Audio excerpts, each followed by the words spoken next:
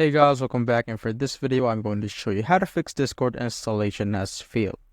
So first what you want to do is exit out of Discord, and on the tray here you make sure that Discord is completely exit out. So quit Discord, and once you're done with that, you can check the task manager if Discord is still open. So as you can see, Discord is not here, so basically we have done it. So next what you want to do is click on Windows plus R. I will open this run command right here and click on OK or enter and find Discord and make sure to delete the Discord folder right here. So just click on delete. Once you're done with that, click on the app data right here, go to local, then find Discord again. So this Discord, and click on delete again. Once you're done with that, open Windows R again and type in %temp. So you'll need to put the percentage. Sorry for that.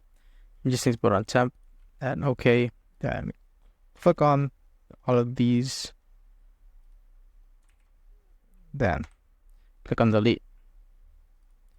Next, now what you want to do is add the percentage. This will open this one. This is what the app cache is right here. So click Control A or select all of it, then delete.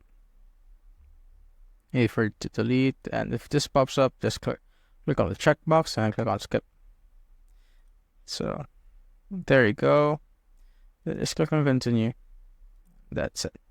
Once you're done with that, we need to download Discord on the browser. So open up your browser, so type in Discord and search for it.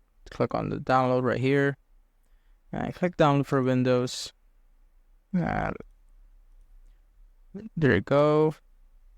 Wait for it to finish.